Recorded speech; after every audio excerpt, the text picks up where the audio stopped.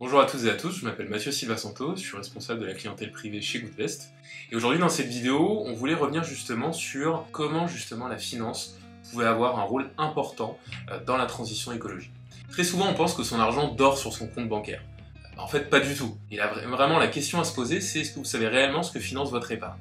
Très souvent, son épargne est investie sur des secteurs néfastes, comme par exemple les énergies fossiles, pétrole, charbon ou gaz. Pourquoi? Tout simplement parce qu'aujourd'hui les banques sont encore très dépendantes des énergies fossiles. Elles financent massivement, majoritairement en tout cas, les énergies fossiles, un chiffre très clair.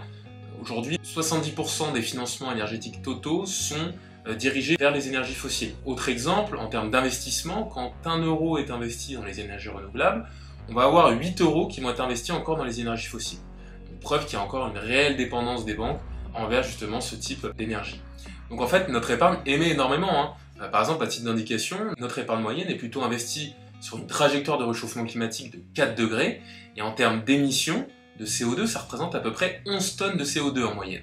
Donc soit l'équivalent de notre consommation annuelle. Pour être très concret, 11 tonnes de CO2 aujourd'hui, c'est 15 Paris-New York en avion, ce qui est assez alarmant. Donc preuve qu'aujourd'hui, notre épargne a un impact. Et la finance aujourd'hui a son rôle. Parce que quand on dit que notre épargne est investie sur une trajectoire de 4 degrés, ça ne respecte pas du tout ce qui avait été fixé par l'accord de Paris en 2015. L'accord de Paris prévoyait justement de limiter le réchauffement climatique à maximum 2 degrés en mettant tous les moyens justement pour arriver à 1,5 degré. Quand on regarde notre épargne aujourd'hui, on n'y est pas du tout. Donc la finance a un rôle indispensable à jouer dans la transition écologique. Et notre épargne également. Il faut avoir à l'esprit qu'aujourd'hui, notre épargne, notre patrimoine financier représente à peu près 5 000 milliards. Sur ces 5 000 milliards, on va avoir que 5 à 10% qui vont être investis de manière responsable. Mais 5 à 10% de la totalité de notre épargne, c'est trop peu. Imaginez ce qu'on pourrait faire avec 5 000 milliards qui seraient investis uniquement dans la transition écologique. Et justement, aujourd'hui, très récemment, le GIEC a insisté dessus. On doit accroître la finance climatique. Donc il faut insister davantage sur l'investissement socialement responsable, il faut rediriger notre épargne vers l'investissement responsable. Aujourd'hui, quand on parle de réchauffement climatique, on peut se sentir démuni. C'est assez angoissant, on parle même aujourd'hui d'éco-anxiété. On essaye de faire au mieux à notre échelle. On va manger bio, on va davantage se déplacer en vélo, on va limiter notre consommation de viande par exemple. Et il faut continuer sur cette voie. C'est vraiment important de continuer sur cette voie.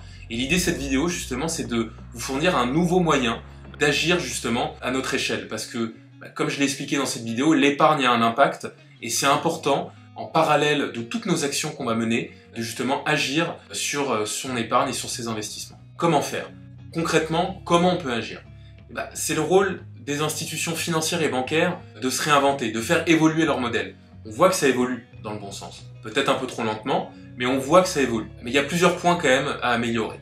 La première chose, c'est de rediriger les investissements, rediriger notre épargne vers des projets, vers des entreprises à impact positif. La deuxième, c'est justement de davantage prendre en compte des critères environnementaux et sociaux dans ces investissements. Il faut vraiment que ça soit un prérequis lors de nouveaux investissements. Il faut vraiment que ça soit pris en compte lorsque on va investir dans une entreprise ou dans un projet. Et la troisième chose, c'est de limiter le greenwashing et apporter davantage de transparence. Aujourd'hui, on est trop peu à savoir ce sur quoi notre épargne est réellement investie. Donc là, on voit qu'il y a un réel problème. Et quand on regarde un petit peu pourquoi l'investissement socialement responsable est si peu représenté dans les portefeuilles, il y a plusieurs raisons, mais une des raisons, c'est la peur du greenwashing et le manque d'informations. Les institutions bancaires et financières doivent faire évoluer leur modèle, doivent se réinventer, justement pour que nous, on puisse avoir envie de rediriger notre épargne vers ce type d'investissement. Typiquement, chez Goodvest, on propose une solution d'épargne engagée pour l'environnement qui va être compatible avec l'accord de Paris, donc en limitant l'empreinte carbone de nos investissements, avec une stratégie d'exclusion sectorielle.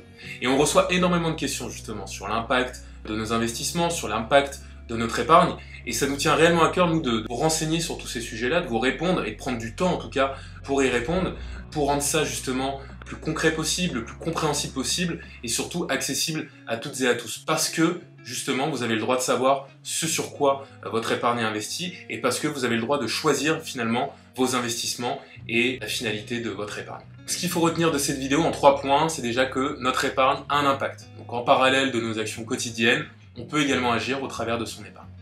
Deuxièmement, c'est qu'il faut s'informer, justement pour pouvoir agir par la suite, car, troisièmement, il existe effectivement des solutions d'épargne responsable. Alors il en existe peu aujourd'hui, mais il existe des solutions d'épargne responsable, transparentes et accessibles.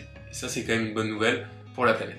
Donc voilà, donc j'espère que cette vidéo vous a aidé à comprendre justement le rôle que la finance a à jouer dans la lutte contre le réchauffement climatique, un rôle qui est quand même très important.